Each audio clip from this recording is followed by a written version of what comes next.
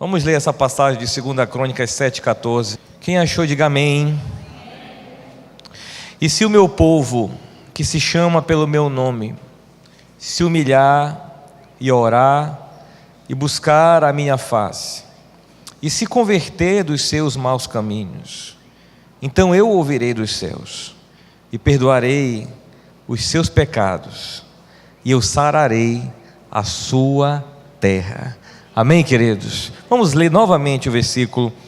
E se o meu povo, que se chama pelo meu nome, diga comigo, se humilhar, orar, buscar a minha face, se converter, vamos ler juntos então. Então eu ouvirei dos céus e perdoarei os seus pecados e eu sararei a sua terra. Amém, queridos? Vamos orar. Obrigado, Jesus, pela palavra dessa noite. Fala aos nossos corações. Eu acredito que cada um que está aqui hoje foi selecionado a dedo pelo Senhor para estarmos juntos aqui nessa ceia. E nós declaramos, Pai, essa palavra fincada em nossas vidas, alicerçada em nossos corações.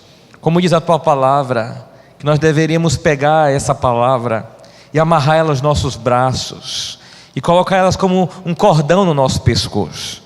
E eu quero declarar que assim seja em nossas vidas, e que o Senhor fale conosco, e que toda a honra e glória seja dada ao Senhor. Amém, querido? Você pode sentar.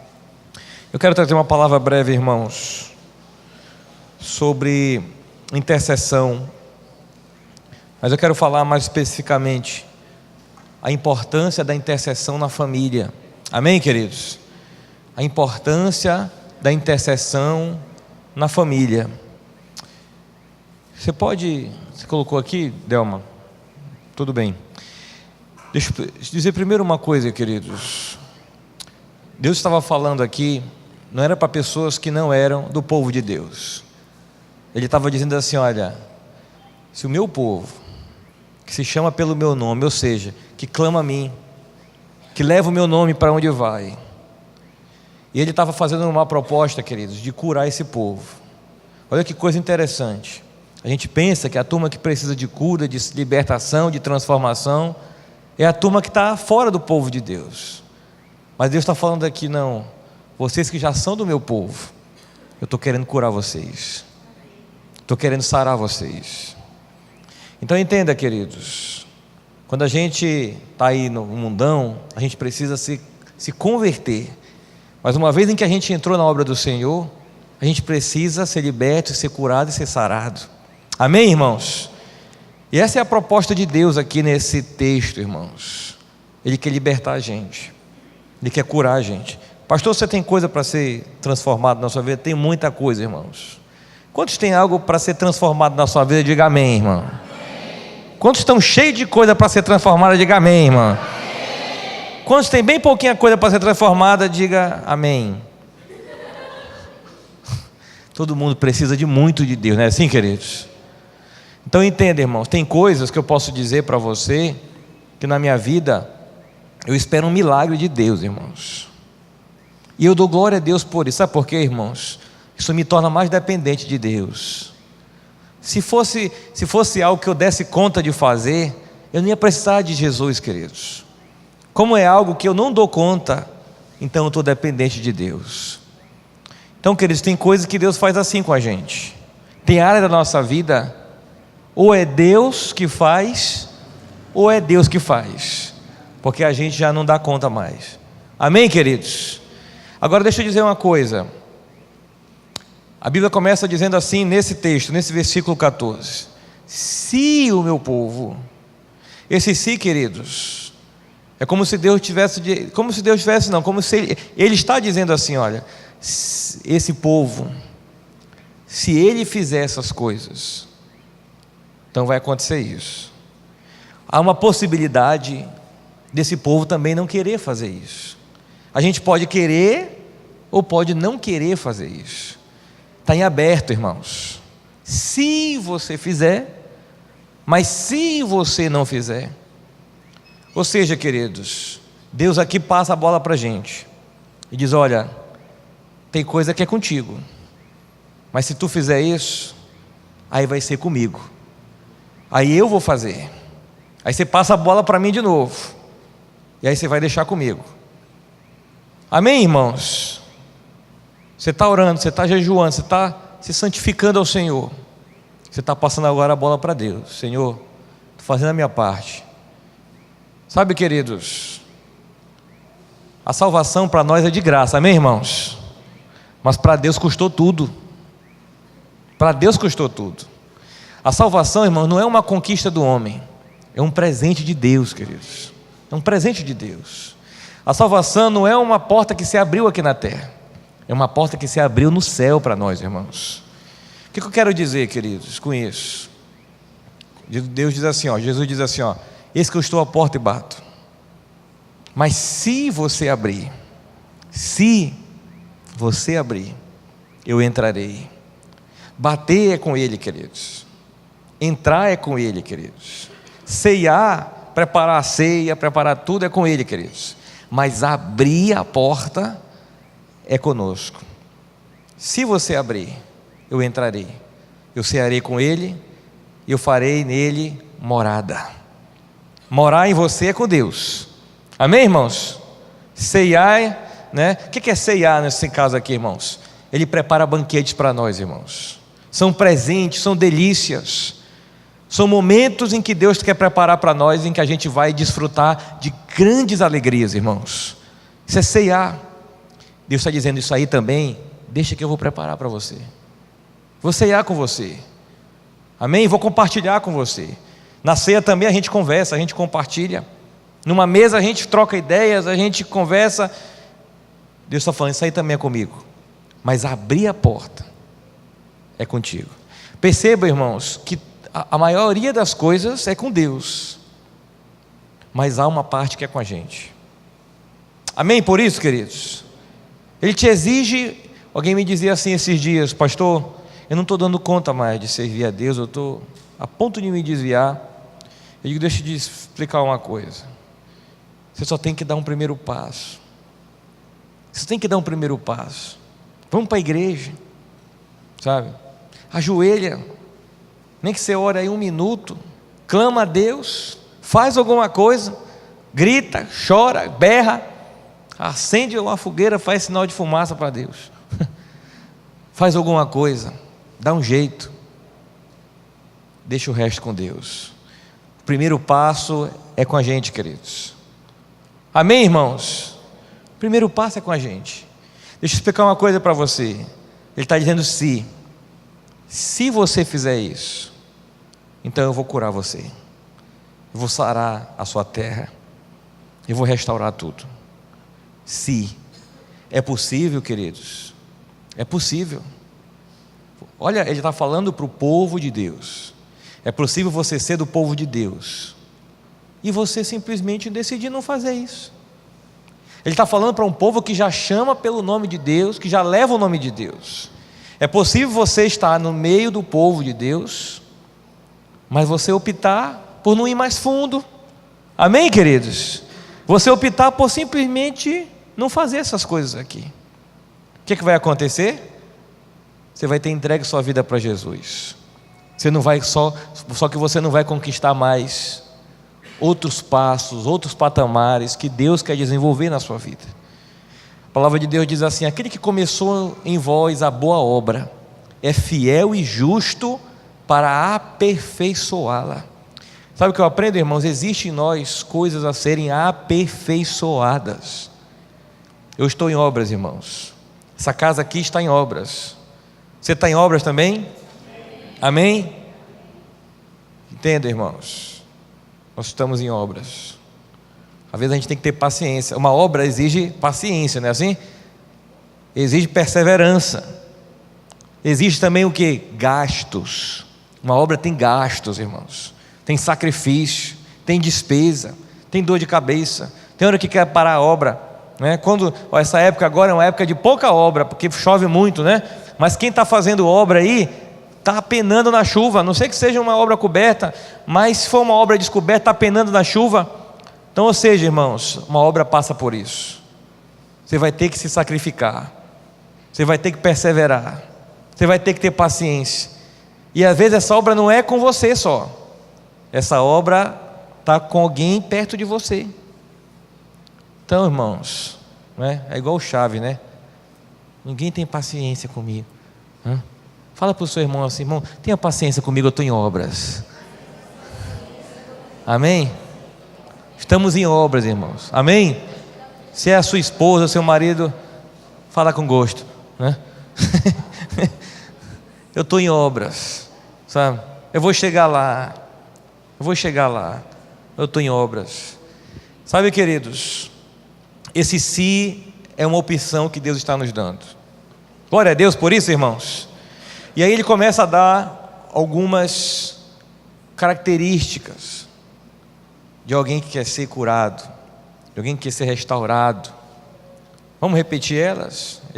Primeiro é que ele fala assim, olha: se humilhar, diga se humilhar. Vamos de novo: orar. Buscar. Se converter. Primeiro que ele fala é se humilhar, queridos. É diferente. Se humilhar é diferente de ser humilhado. Deus te chama para se humilhar, para que você não seja humilhado. Quem se humilha diante de Deus é exaltado diante dos homens, queridos. Mas a exaltação que Deus promove, irmãos, não é a que você se exalta, é a que Deus te exalta. É a que você não precisou se exaltar, porque foi Ele que fez a obra. É aquilo que é automático, irmãos, que as pessoas vão olhar e vão dizer: nossa, que bênção, as coisas estão melhores para você. Isso é que Deus está fazendo, queridos. Então Ele te chama para se humilhar. E a Bíblia fala assim, olha: humilhai-vos debaixo da potente mão do Senhor, ao seu tempo Ele vos exalta. A exaltação, queridos, também não é no nosso tempo, é no tempo de Deus. Amém, irmãos?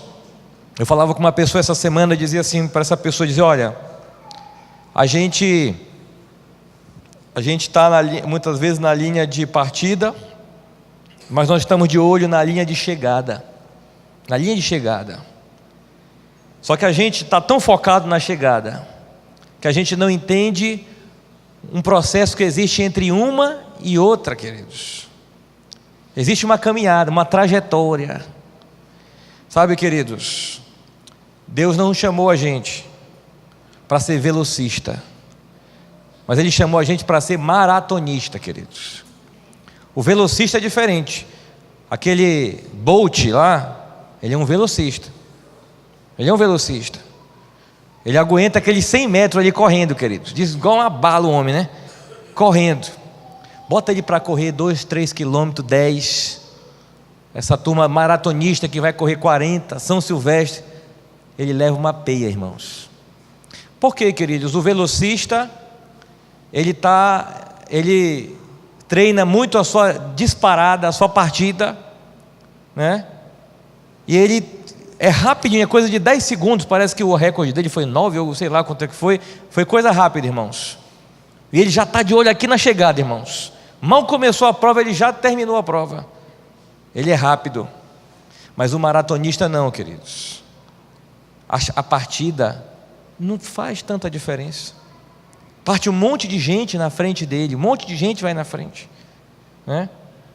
Ele está de olho na chegada, tá, mas ele está de olho no processo entre a partida e a chegada, porque ele sabe, queridos, que esse processo vai definir a sua chegada.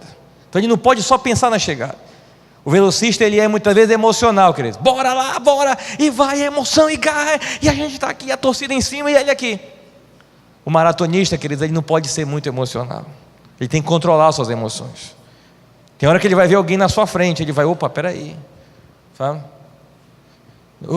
Agora passou na minha frente, eu vou correr. Não, calma. Se eu me desgastar agora, eu perco lá na frente. O certo é manter o ritmo. O certo é ir devagar. Leu ladeira, opa, eu vou impor um outro ritmo aqui. Entendeu? Vamos devagar, sabe? E ele vai, queridos. Ele está de olho na sua estrutura física, a sua perseverança e o seu equilíbrio mental e emocional. São fatores determinantes para ele chegar lá, queridos. Sabe? Ele tem que focar o meio entre um e outro, senão ele não chega lá. não é uma questão de velocidade, é uma questão de resistência. Assim é a vida com Deus, queridos. Às vezes você não saiu na frente, irmãos. Você não saiu na frente. Mas para você chegar lá, você vai precisar de muita resistência, perseverar, se equilibrar. Vai dar cansaço, mas vai depender também da sua experiência. Eu já vi essas maratonas, irmãos, e o cara está indo aqui, ó, aí passa uns 10 na frente dele. Aí ele olha aqui no relógio, peraí, não, ainda tem 2 horas de prova. Essa turma já se cansa. E a turma passou na frente do cara. Aqueles caras lá da África, que geralmente são bons nisso. E um cara que sempre ganhou essa São Silvestre, ele contava que, uma história incrível, ele contava o seguinte, que desde criança, ele tinha que correr muitos quilômetros, até chegar na sua escola, muitos quilômetros, e ele corria na ida, e corria na volta, para ir para a escola, correndo, e por muitos anos ele falou que teve o mesmo sapato, na estrada de chão batido, na poeira, na pobreza, sem tomar o café, correndo, e agora quando ele corria na São Silvestre, e em outras maratonas mundiais por aí, ele via algumas pessoas sem o preparo, sem experiência, e passavam na frente, o que é que ele pensava? Não é bem assim, é melhor manter o ritmo, com esse ritmo eu chego longe, se eu acelero, eu vou me cansar. A vida com Deus é exatamente assim, queridos. Tem coisa que a gente quer ir muito mais na frente, Deus falando, calma meu filho, mantenha o ritmo, vai orando aí devagar, vai se humilhando aí, no meu tempo eu te exalto, na hora certa você chega lá, na hora certa, calma, irmãos, o céu não é para quem chega primeiro, é para quem chega, amém, queridos? Deus está falando para a gente se humilhar, queridos, e a humilhação, irmãos, olha, espiritualmente falando, ela nos dá essa resistência, irmãos, sabe, essa perseverança, ela proporciona em nós isso, a gente vai entendendo que tudo é no tempo de Deus, é na hora de Deus. Se humilhe, diz a palavra do Senhor. Outra coisa que a palavra de que nos diz, irmãos, é orar. Perceba que a oração, irmãos, ela é uma das coisas que está acontecendo aqui, uma das coisas. Mas na frente vai falar o seguinte, aquele que se converter, é possível orar e ainda assim não se converter. Sabia disso? É possível orar e ainda assim, queridos, aceitar ter condutas que não são aprovadas por Deus. Pastor, é possível? É possível, sabe? Eu vejo pessoas, queridos, que decidem orar, mas não decidem mudar. E quando a oração proporciona para essa pessoa um confronto, elas recuam. A Bíblia está falando para a gente orar, irmãos. Para a gente orar, lá na frente vai haver cura. Lá na frente vai haver restauração. A Bíblia está falando para a gente também buscar. Você está lendo aí, irmãos? Buscar. Buscar, queridos. O que Deus está nos falando aqui em buscar? Buscar não é algo de alguém que está parado. Buscar é algo de alguém que está se movimentando. Deus está falando assim para nós, olha, busca, corre atrás, vai adiante, lê a palavra, faz jejum, te movimenta na obra, te movimenta na igreja, te movimenta na vida com Deus. Você só ora aqui na igreja? Você só lê a Bíblia aqui na igreja? No final de semana, quando o pastor diz assim, abra a Bíblia em tal canto, Deus está falando, não, se movimente, amém, queridos? O culto não é essa a reunião que nós estamos tendo aqui. O culto, queridos, começou no dia que você disse, eu entrego minha vida para Jesus. O culto, ele tem que acontecer mais lá fora do que aqui dentro. Você sabia disso, irmãos? O culto, ele acontece mais lá fora. A palavra de Deus diz assim, vocês são o sal da terra e a luz da igreja. É isso? A gente brilha lá fora, irmãos. Eu costumo dizer que aqui é um posto de combustível. A gente vem, para, né? Enche o tanque aí, meu filho. Enche o tanque. enche o tanque. E onde é que a gente vai queimar esse combustível, irmãos? Lá fora. Lá fora. Lá a gente vai queimar esse combustível todo. Amém, queridos? Outra coisa, irmãos, manda a gente, como eu já falei, se converter. Irmão, se converter, queridos, se converter exige, uma pessoa diz, pastor, o que é a primeira coisa que a gente precisa para converter? Eu digo, reconhecer que tem que se converter. Você reconhece, irmão, ninguém muda sem reconhecer que tem que mudar. Fulano, tu tem que mudar. A pessoa diz, não, eu estou bem. Irmãos, se esse estágio simples inicial, você não romper ele, dificilmente se converte. Converte. Pastor, nessa área aqui não, acho que não. Entendeu? Acho que não. Uma vez eu lembro, irmãos, eu lá na igreja, jovem, aí chegou comigo o apóstolo Monteiro, aí disse assim, queria te dar uma palavra aí. Eu falei, pode dizer, pastor. Porque nessa época eu estava indo assim bem pouco, eu ia mais no final de semana, e dia de semana, irmão, eu estava numa correria maluca, e não estava mais orando, não estava mais lendo a palavra, e o apóstolo não era assim, da gente estar tão junto, ele me chamou e disse, olha, Deus me deu uma palavra para te dar, o que é? Você não pode ser religioso. Eu falei, religioso eu, pastor? O que é isso, pastor? Você está me ofendendo dessa forma. Disse, cara, eu não sei, Deus me mandou te dar essa palavra, aí tu te vira com ela, entendeu? Já entreguei minha parte, agora é contigo, passei a batata quente para ti. Aí eu fiquei, irmão, a princípio eu fiquei contrariado, eu não reconheci isso não, irmão, fiquei rebelde. Eu digo, o quê? Não, isso é discernimento aí do... que o apóstolo, que ele não me via aqui, ele pensa que eu estou fazendo alguma coisa errada, né? Irmãos, mas olha, Deus, palavra liberada, irmãos, ela tem vida própria, ela germina por si só. E os meses que se passaram, queridos, eu fui ver o tanto que eu estava na igreja, mas longe do que Deus queria para a minha vida. É possível isso, pastor? É possível. E mais para frente, passaram alguns meses, irmão, aquela palavra trabalhou no meu coração. Eu procurei ali a liderança e disse, olha, aquela palavra que o Senhor me deu, foi de Deus para a minha vida. Trabalhou no meu coração, não é? Foram 3 palavrinhas, irmãos, não é? 3 palavrinhas. Não seja religioso. Não seja religioso. Sabe, queridos, a religião, ela engana a gente, ela envolve a gente. A gente pensa que está bem, mas não está bem. Não está bem. A gente pensa que a gente esquentar o banco da igreja, a gente bater o nosso ponto no final de semana na igreja, pronto, agora Deus me aceitou. Não é assim, queridos.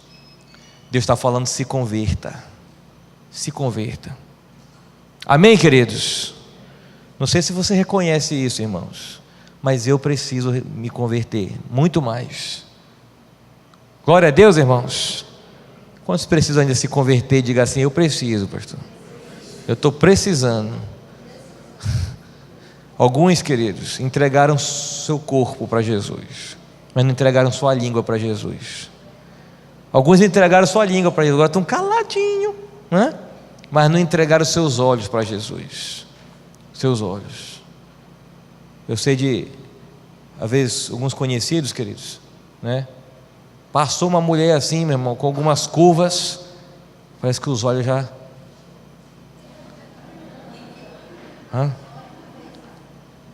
uma vez eu lembro que quando bem adolescente, nos retiros da igreja, aí que aconteceu, aí a irmã disse assim, olha jovens, cuidado, hein, passou uma menina bonita, aí olhar, claro, ninguém é cego, você olha, né, tá, passou, mas não pode ficar assim, né? Então, ou seja, olhou, ela falou assim, olhou 2 vezes, já não é de Deus. Aí teve um rapazinho gaiato lá e disse, é por isso que eu só olho uma. Aí eu olho e não paro mais de olhar. Sabe, queridos, quando a gente quer pecar, para tudo dar um jeito, acha versículo bíblico, né? Fala que Deus mandou. Sabe, irmãos, se converter em uma virada de 180 graus. Eu estava indo para cá, agora eu vou para cá. Amém, queridos? Se converter em uma mudança de direção, irmãos. Uma mudança de direção. A minha vida estava indo por aqui. agora ela está indo por aqui. Eu conversava com uma pessoa, irmãos, agora essa semana, e a pessoa colocando muitos problemas que estão acontecendo devido a ela estar longe dos caminhos do Senhor. E ela queria uma solução assim meio prática. O que é que eu faço com isso? O que é que eu faço com isso? O que é que eu faço com isso? E você ainda não entendeu, queridos? Isso e isso são fruto de uma coisa só, da sua vida com Deus. Eu estou vendo você querer soluções, eu não estou vendo você querer mudança, sabe? Você não está chegando aqui a dizer, pastor, a partir de agora eu estou indo por outro caminho na minha vida. Você chegou aqui para eu te dar, sabe, uma mágica, para eu te ensinar, para eu pegar uma varinha e dizer, olha, a partir de agora, você quer uma oração forte para mudar as coisas da tua vida, mas você não quer orar para mudar a tua vida. Você quer as bênçãos, você só não quer ser uma bênção. Irmão, querer bênção, irmão, eu quero bênção. Quem quer bênção aí, irmão? Diga amém. Irmão, todo mundo quer bênção. Querer bênção, irmãos, é fácil, é óbvio. Querer ser uma bênção, aí é que é o sacrifício. Isso vai exigir mudança de você, isso vai exigir arrependimento de você, isso vai exigir renúncia de você. Quantos querem ser uma bênção? Diga amém. Esse amém foi mais fraco, você viu aí? Amém? Quem quer ser uma bênção, diga amém, irmãos. Amém. Agora, irmão. Irmãos, abra sua Bíblia comigo também.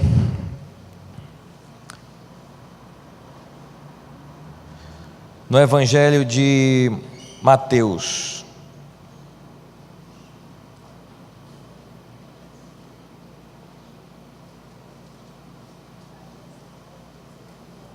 Capítulo 13.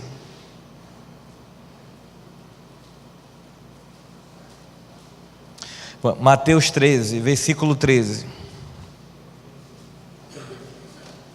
Quem achou, diga amém. Muitos irmãos já acharam. Mateus 13, 13. Vou ler aqui na minha versão, você lê na sua. Por essa razão, já queria que você colocasse aqui, Delma. Vamos ler, só um momentinho, irmãos. Você coloca aqui Tiago 5,14. E nós vamos ler, irmãos, Mateus 13, 13. E depois a gente já lê Tiago, todos no Data Show, tá? Mas por enquanto a gente lê Mateus 13, 13. Antes da gente ler, só olhe para cá um pouquinho. Jesus contou a parábola do semeador, e contava muitas parábolas, como a gente lê na Bíblia. E os discípulos chegaram com Jesus e disseram assim: Jesus, por que tu fala por meio de parábolas, de histórias? Por quê? E aí em Mateus 13, 13 ele responde, queridos. Ele diz assim, vamos ler agora. Por essa razão eu lhes falo por parábolas, porque vendo eles não veem, e ouvindo não ouvem nem entendem. Nele se cumpre a profecia de Isaías: ainda que estejam sempre ouvindo, vocês nunca entenderão. Ainda que estejam sempre vendo, jamais perceberão. Pois o coração deste povo se tornou insensível, de má vontade. Ouviram com seus ouvidos e fecharam seus olhos. Se assim não fosse, poderiam ver com os olhos, ouvir com os ouvidos, entender com o coração e converter-se, e eu o quê? E eu os curaria. Olhe para cá, querido. Olha o objetivo de Jesus, queridos. Era curar. Estou falando de Novo Testamento. Olha o objetivo de Deus no Antigo. Era curar. Para quem Jesus estava falando isso aqui, queridos? Para o povo de Deus. Para quem Deus falava aqui em 2 Crônicas? Para o povo de Deus. Só que Jesus disse assim, olha, os discípulos chegaram e perguntaram, né? O que você fala por parábolas? Porque eles veem e não enxergam. Eles ouvem, mas não entendem. E aí ele coloca a explicação, ele diz, olha, inclusive lá em Isaías já dizia, esse povo se endureceu com o coração, por isso eles são assim. Mas se não fosse, eles veriam com os olhos. Parece até uma coisa meio antiquada de Jesus falar assim, olha, vê com os olhos. Pastor, isso é óbvio, vê com os olhos. A gente vai ver com o quê? Com a boca, né? Irmãos, uma coisa é eu ver, outra coisa é eu perceber. Uma coisa é eu ver, outra coisa é eu entender. Aí Jesus disse: olha, se eles não fossem assim, eles veriam, eles ouviriam, eles entenderiam aonde, irmãos? No coração. E eles se converteriam e eles seriam curados.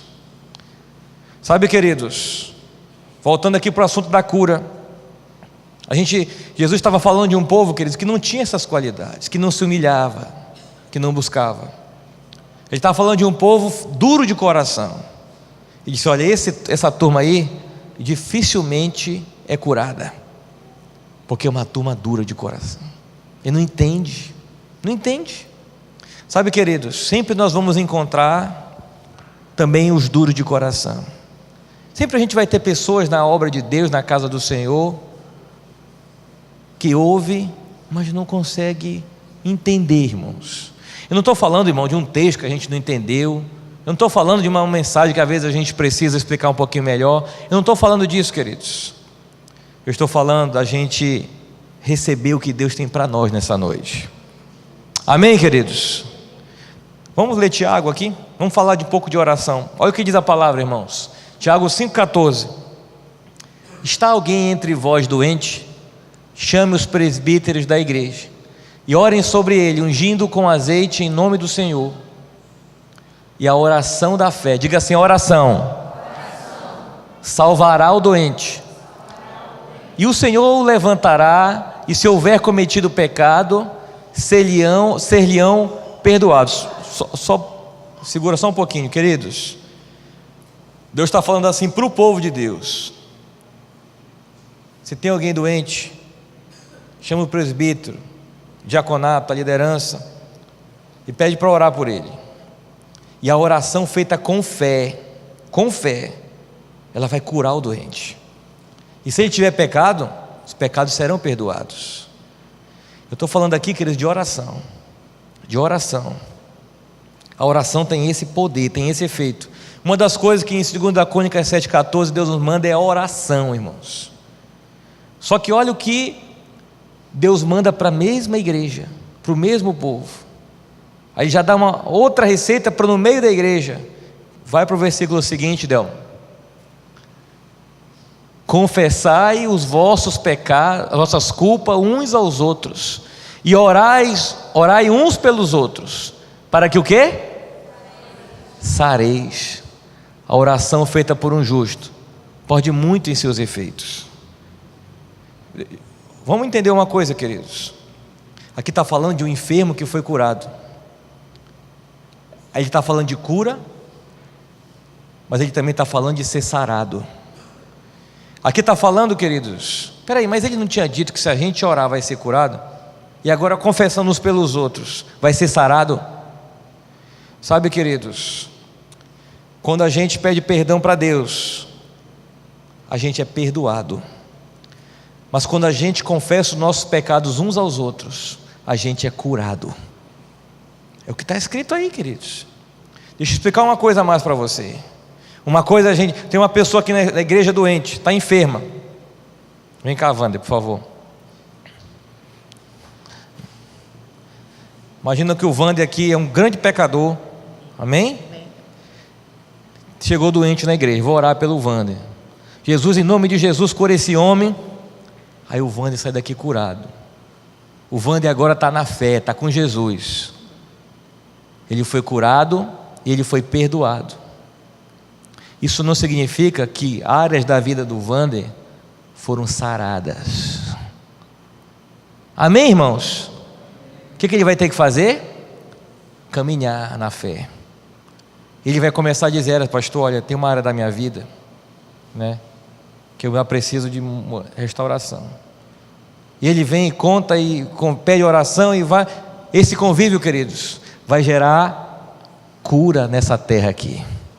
Amém, queridos? Quem é a terra que precisa ser curada? Sou eu, queridos. Diga assim: sou eu. Essa terra que tem que ser curada sou eu. Amém, queridos? Glória a Deus. Obrigado, Wander. Vou já te chamar de novo aqui. Olha, irmãos, outra coisa. Imagina uma pessoa que foi traída. Ela chegou na igreja, foi traída pelo marido, por alguém, foi traída. Ela chegou na igreja. Pastor, eu estava no mundo, fui traída e tal, estou de volta na obra do Senhor. Vamos orar, Deus restaura.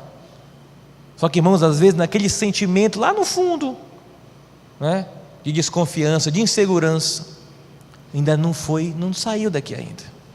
O que essa pessoa precisa? Confessar os nossos pecados uns aos outros. Claro que isso é com muito bom senso e com muita sabedoria, viu, irmãos? Mas Deus quer liberar uma terra sarada, irmãos. Glória a Deus, queridos. Isso que eu fiz aqui pelo Wander, foi uma simulação de orar por ele. Volta aqui, por favor, Wander, vem cá. Vamos sentar na frente. Soldado no quartel quer serviço. Amém? Deixa eu chamar aqui, né? Vem cá, Tarsila, por favor.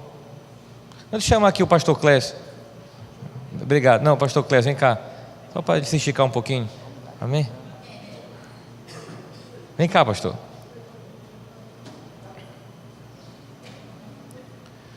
A gente está falando nesse tema aqui, irmão, sobre intercessão, certo? Não é um seminário, não é nada profundo sobre isso.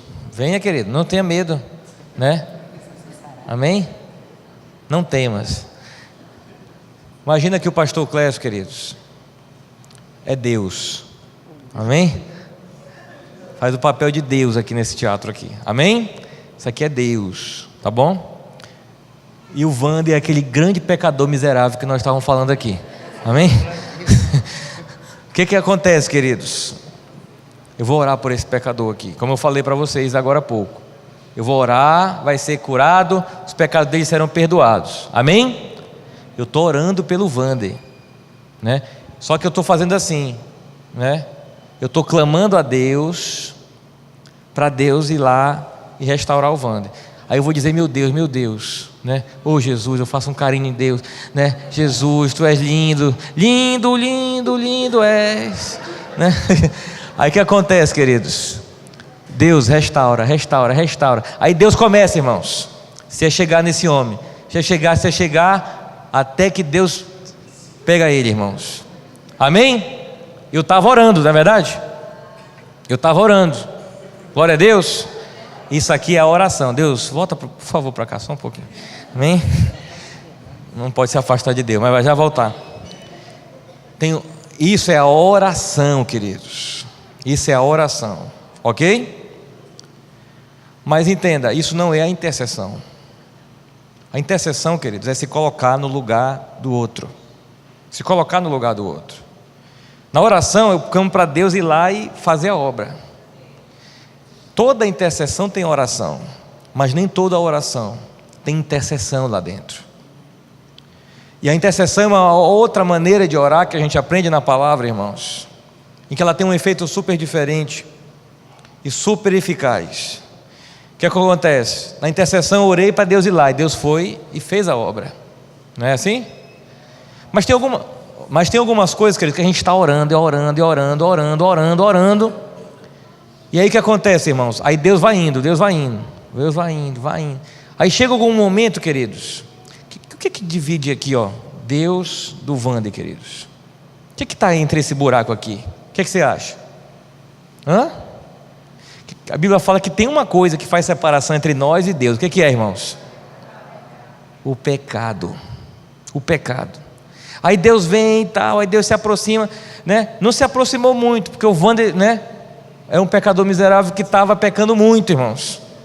Aí Deus, o que Deus fez? Deu até um abraço nele, só que ele não criou juízo. Aí Deus já, meu Deus do céu, voltou. Aí meu Deus, mas Deus faz a obra, aí lá vem, entendeu? Aí de novo lá o Wander aprontou, irmãos, voltou. Irmãos, e a gente fica nesse chove não molha, as coisas não vão para frente. Não. Você já passou por isso, irmão? Amém? Tem coisa que fica travada, meu Deus. Parece que Deus não está fazendo a obra, irmãos. Mas Deus está fazendo a obra. Só que lembra quando eu falei assim, eu estou à porta e bato. Se Ele aqui abrir, Ele não está abrindo a porta direita, Ele abriu a janela, entendeu? Ele abriu a chaminé, mas não abriu a porta. Então a obra não está sendo eficaz na vida dele. O que a gente faz numa dessa, queridos? Aí vem a intercessão, irmãos. A intercessão, a gente se coloca no lugar do outro. Eu digo assim: Senhor, eu me coloco como se eu fosse o Wander. Senhor, eu quero aqui orar pelo Wander, mas eu quero dizer o seguinte: eu vou assumir aqui os pecados do Wander, sabe? Eu sou um pecador miserável, sabe? Eu sou um professor de matemática, mas eu não ensino tão bem assim, né? E começa a confessar, irmãos. Isso é brincadeira, tá, querido? Isso aqui é um bom professor. Mas começa a dizer as mazelas desse meu irmão aqui. Me ajuda, Jesus. Faz a obra na minha vida. Entendeu? Só que eu estou aqui, irmãos, olha, me colocando aqui junto com ele, irmãos. Alguém entrou aqui junto com ele, irmãos. Aí lá vem Deus, irmãos. Vem Deus. Não fica parado, Deus. Vamos lá. Aí Deus vai fazer o quê, irmão? Dá um abraço em nós. Amém? Dá um abraço em nós. E aí recolhe. Amém? Não me beija tanto assim, peraí. Amém? Irmão, Deus recolheu nós todos. E aí entra o que a palavra de Deus disse assim: ó, e a oração do justo vale muito em seus efeitos. Amém, queridos? Obrigado. Vamos aplaudir a Jesus por esses nossos irmãos aqui. Amém. Queridos, quem fez isso na Bíblia? Eu vou dar para vocês aqui o primeiro deles. Vou dizer para a Delma colocar, para a gente ganhar um tempo. Primeiro deles, queridos, eu vou dizer logo o maior de todos. Coloca aqui, por favor, Isaías 53:6. Vou dizer logo o maior de todos. 50, Isaías 53:6. Vamos ler, irmãos? Todos nós andávamos desgarrados como ovelhas, cada um se desviava pelo seu caminho, mas o Senhor fez cair sobre ele a iniquidade de quem? Nós todos. Está falando de quem, queridos? A Bíblia fala assim, ó, ele tomou sobre si as nossas enfermidades, e o castigo que nos traz a paz estava sobre quem? Sobre ele. Irmãos, a cruz foi o maior ato de intercessão de toda a história do universo. Entenda, queridos, ele disse assim: não, eu vou tomar o pecado desse povo. Jesus pecou, queridos? Sim ou não? Ele em si não pecou, mas Deus achou pecado nele. Quando? Que pecado era esse, queridos? Esse aqui, o nosso, irmãos, o nosso. Por isso ele foi condenado, por isso ele foi morto, mas ao ressuscitar, queridos, ele deixou os pecados para trás. Amém, irmãos? E fez uma grande obra. Vamos falar de outros homens, só que a gente está falando de Jesus, irmãos, aqui o nível é alto, né? O nível aqui é alto. Vamos falar de gente como a gente, que também intercedeu bastante. Abra comigo o livro de Neemias, capítulo 1. Neemias 1.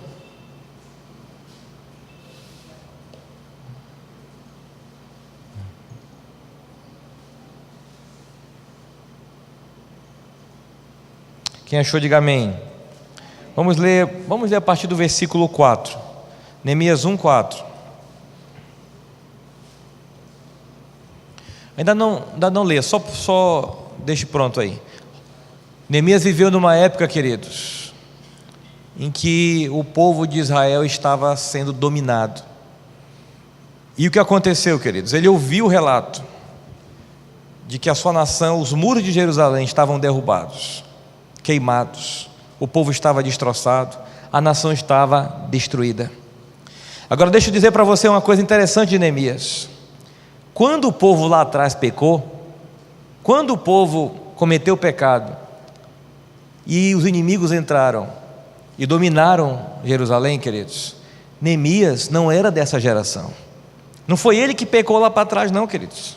Ele não tinha nada a ver com aquilo, humanamente falando. Mas aí, queridos, ele ouviu falar. Depois ele nasce, né? Aí o que acontece? Ele já nasce ali cativo, e aí ele ouve falar como está a sua nação.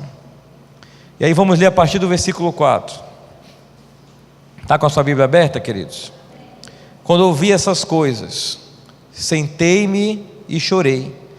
Passei dias lamentando, jejuando e o quê? E orando ao Deus dos céus. Que os teus ouvidos estejam atentos e os teus olhos estejam abertos para ouvir a oração que o teu servo está fazendo de dia e de noite em favor dos teus servos, o povo de Israel. Aí ele fala aqui, o que ele fala, queridos? Confesso os pecados que nós, os israelitas, temos cometido contra ti. Sim, eu e o meu povo temos pecado contra ti. Olhe para cá, queridos. Lembra que eu falei aqui para vocês? Não foi ele que lá atrás fez besteira para os inimigos entrarem. Ele poderia ter uma postura aqui, queridos, não tem nada a ver, quem pecou foi o povo lá atrás, sabe? Agora estão aí sofrendo. Quando ele ouve a situação do povo, queridos, primeira coisa, há um lamento no seu coração. Há um lamento no seu coração. Sabe o que eu aprendo aqui, queridos? Olha, eu estou vendo aqui muitos irmãos faltosos, né? Você lamenta por isso? Não estou falando de pessoas que lamentam, que não vieram por questões, né, de viagem, algum compromisso realmente. Eu estou falando de gente que está afastada da obra de Deus, gente que está fria da obra de Deus. Você lamenta por isso, queridos? Você lamenta por isso? Sabe, a primeira coisa que veio no coração dele foi dor, queridos, foi tristeza. Ele podia, irmão, ser indiferente, isso não é problema meu. E detalhe, Neemias ocupava um cargo muito bom, ele botou em risco o seu cargo, levantar uma nação que havia sido destruída agora pelo seu patrão, pelo seu rei atual. E ele diz o seguinte: sim, eu pequei, nós pecamos, nós falhamos, nós erramos. Amém, queridos? Aqui eu começo a falar da família. É quando você ora para Deus em relação ao teu marido, aos teus filhos. Meu Deus, aqui em casa nós temos falhado, aqui em casa nós temos errado. Está entrando bebida aqui na minha geladeira.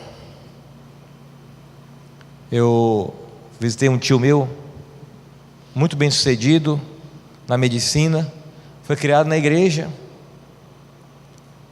e ele disse: fica à vontade aí. Quando eu abri a geladeira, tinha cerveja na geladeira. E eu no meu coração lamentei, queridos, lamentei, mas orei por ele: restaura esse homem, Jesus, que ele não fique frio. Sabe, querido, sabe que você vai lamentar? Mas Neemias não ficou só no lamento, ele orou e jejuou. O muro de Jerusalém não começou a ser restaurado, queridos, quando pessoas foram para lá. Começou a ser restaurado quando Neemias confessou os pecados do povo. Porque o primeiro muro que se restaura não é o físico, é a nossa vida, irmãos, é a nossa casa, a tua casa, o muro da tua casa. Quando eu falo muro, não estou falando aquele muro de concreto. A tua casa não começa a ser restaurada quando você conseguir o emprego que você quer, quando teus amigos voltarem, quando cair aquele dinheiro na conta, quando acontecer essas coisas, quando teu marido volta. Não é assim que começa a restauração. Começa quando você dobra os teus joelhos e diz assim: olha, nós erramos aqui em casa, mas pastor, não foi eu. Mas não é isso que nós estamos aprendendo aqui, queridos? Não foi isso que Jesus fez por nós? Amém, irmãos? Irmãos, por várias e várias vezes eu faço orações assim, exatamente assim. Eu aprendi isso com Deus aqui. Eu faço orações assim por essa igreja aqui. Jesus, na nossa igreja nós temos falhado muito, temos pecado muito. Eu tenho pecado como pastor, eu tenho falhado como servo de Deus. Amém, queridos? Abra sua Bíblia comigo no livro de Jó. Livro de Jó, capítulo 1. Jó capítulo 1, versículo 5. Você pode até acompanhar aqui no Data Show. Jó 1, 5.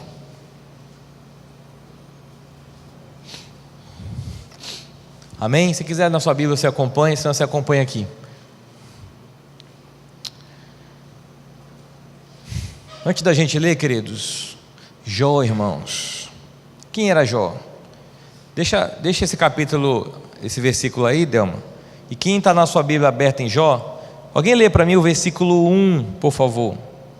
Versículo 1, do capítulo 1. Havia um homem na terra de Uz, cujo nome era Jó, homem íntegro, reto, temente a Deus e que se desviava do mal.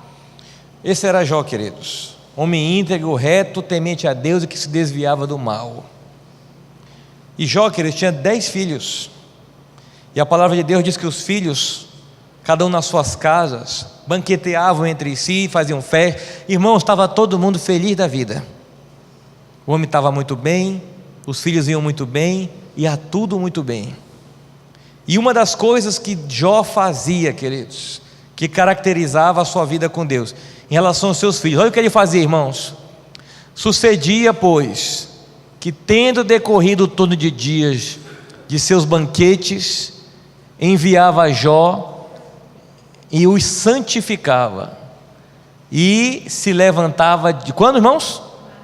De madrugada, e oferecia holocausto segundo o número de todos eles, porque dizia a Jó: porventura pecaram meus filhos e blasfemaram de Deus no seu coração. Assim fazia Jó continuamente. Querido, Jó intercedia pelos filhos, porque ele dizia assim: talvez eles tenham pecado contra Deus, então eu vou levantar aqui um holocausto, um altar, para pedir perdão pelos pecados desses meus filhos. Amém, queridos? Jó era um homem que intercedia pela sua casa. Jó era um homem que orava intercessoriamente pela sua casa. E olha o que acontecia, queridos. Só para a gente entender uma coisa: de onde é que eles vinham, queridos? Sucedia, pois, que tendo decorrido o turno de dias do que, irmãos? Dos banquetes. Eles faziam festas. Eles faziam festas. Sabe o que eu aprendo aqui, queridos? Na casa de Jó havia festa,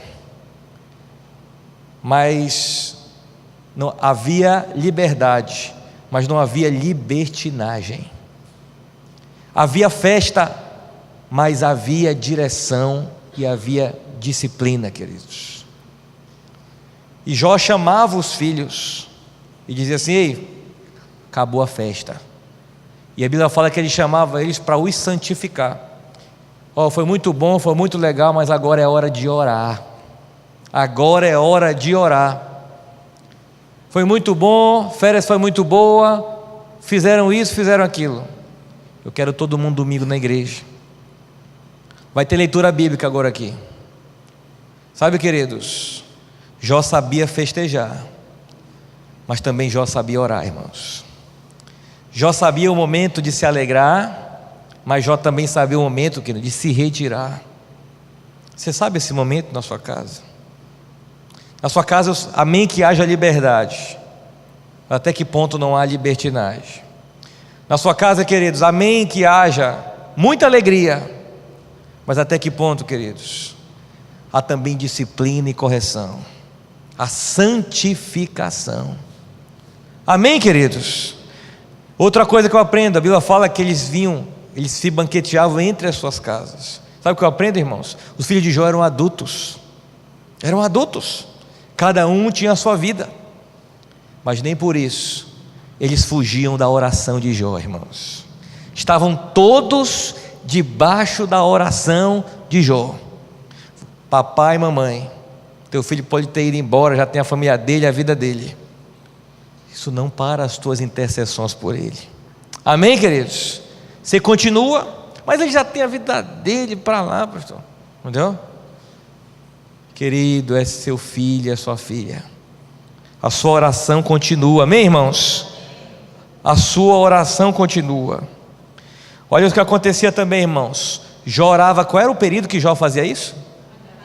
De madrugada, irmãos. Irmão, Jó, estou falando de um homem rico que estava muito bem. Jó não precisava estar aperreado para orar de madrugada. Jó, oração de madrugada, queridos, era o estilo de vida de Jó. Orar fazia parte da sua conduta. E eu te pergunto nessa noite: você só ora quando pega o negócio? Você só ora quando aperta? Eu não estou dizendo que não é tarde para você orar, que já é tarde para orar, não estou falando isso. Eu estou falando, queridos, independente de como você esteja, ore. Ore, amém, irmãos? Ore. Irmão Jó orava de madrugada. Você já orou de madrugada esse ano? Amém, irmãos? Você já orou? A palavra de Deus diz assim, queridos: os que de madrugada me buscam, me encontrarão. Tem um hino antigo que fala assim, que de madrugada, né, pastor Clécio? De madrugada o crente vai buscar poder. Não é isso, Luiz? Não é assim? Vai, vai, vai. Os dias são de trevas, sem poder o crente cai. Depois a pessoa me perguntou assim, pastor, por que esses hinos antigos eram tão assim bons, hinos da harpa? Eu digo, porque não era para vender. Ninguém fazia para vender, fazia para adorar.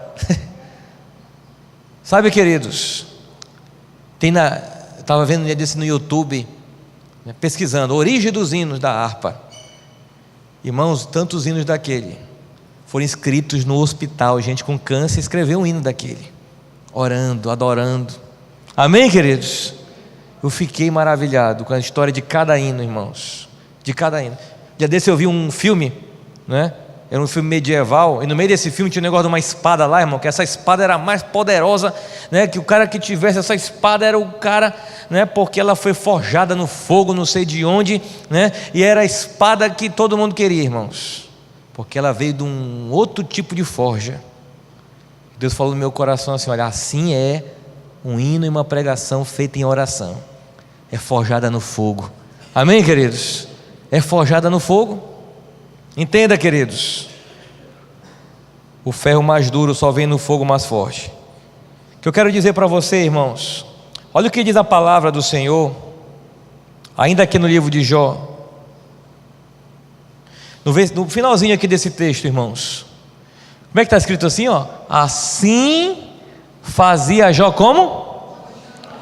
Continuamente, constantemente. Lembra que eu falei de busca, queridos? Que busca não é para quem está parado. Jó era esse homem que buscava, irmãos. E eu te pergunto, você ora continuamente? Você ora sempre? Você intercede pelos teus filhos, pela tua casa, sempre? Às vezes você, filho, né? Só tem você de crente lá. É hora de você orar pela tua casa. Você vai dizer assim, Senhor, a gente tem pecado aqui em casa, a gente tem errado aqui em casa, mas eu vou fazer um jejum pela minha casa, eu vou orar pela minha família, eu vou jejuar pela minha família. Amém, queridos? Às vezes você está só nessa guerra, você pensa que está só nessa guerra, mas Deus está te falando hoje, está te dando um caminho melhor para você orar, interceder, guerrear e conquistar. Amém, queridos? Jó tem muito a nos ensinar, irmãos, muito a nos ensinar. Você está indo no livro de Jó? Deixa eu te dizer uma coisa. O Senhor, abre comigo agora aqui,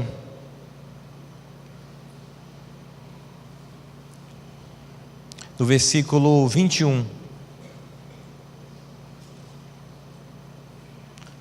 Jó 1, 21.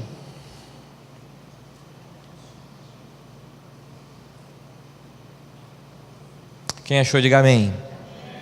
Olha, queridos, olhe para cá, antes de tudo isso. Deus permitiu, muitos já conhecem, eu acredito que quase todos conhecem essa história, que Jó passasse por uma grande prova, que o diabo tocasse nas coisas dele. E Deus falou assim, ó, toca em tudo, mas não mata ele. Sabe, queridos, o diabo queria matar Jó, mas não podia matar Jó. Mas ele podia fazer, sabe o que, queridos? Provar Jó. Provar Jó. O diabo não pode te matar, mas ele pode te tentar. Ele pode sacudir o vaso. Sacudir o vaso, para ver o que é que sai daí. E o diabo, a Bíblia fala, queridos, que o diabo fez Jó perder tudo. E por último, irmãos, ele perdeu os seus filhos. Morreram todos os seus filhos. E ao ouvir isso, irmãos, aí vamos para o versículo 20, vamos ler o 20 e o 21. E Jó se levantou, rasgou o seu manto, rapou a sua cabeça e se lançou em terra, e o quê? E adorou, e disse: no saí do ventre da minha mãe, e no tornarei para lá. O Senhor deu e o Senhor tomou, bendito seja o nome do Senhor. 22, em tudo isso Jó não pecou, nem atribuiu a Deus falta alguma. Sabe, queridos, essa é a atitude de um intercessor, queridos. Ele se abala na batalha. Quando Jó perdeu as coisas, a Bíblia não fala o que ele fez, mas quando Jó perdeu seus filhos, é quando ele se lança em terra, rasga tudo. Sabe, queridos, mas mesmo assim ele diz: olha, se Deus deu, Deus tirou. E ele adora a Deus, queridos. E mais para frente, a gente sabe que ele foi acometido de enfermidade no seu corpo. E a Bíblia fala que ele sentou na cinza e pegou uma telha para se coçar. Perdeu tudo, irmãos, o fundo do poço. E aí o que aconteceu, queridos? Leia comigo o capítulo 12, versículo 9 do livro de Jó. Capítulo 12, verso 9. Então sua mulher lhe disse: ainda retens a tua sinceridade? Amaldiçoa a Deus e o quê? E morre. Mas ele lhe disse: como fala qualquer doida, assim falas tu. Receberemos o bem de Deus e não receberíamos o mal? Em tudo isto não pecou Jó com os seus lábios. Amém, queridos? Irmão, diante daquilo, a mulher do homem se desespera. Muita gente fala mal aqui da mulher de Jó, né? Até usando para falar mal de mulher por aí, né? Ah, pastor, lá em casa tem uma dessa, né? Está amarrado, né? Mas entenda, queridos, assim como foi com mulher, poderia ter sido homem, não é assim? Estava falando para um homem ontem, eu disse assim: olha, querido, quando uma mulher converte em casa, ela vai ralar muito para converter seu marido.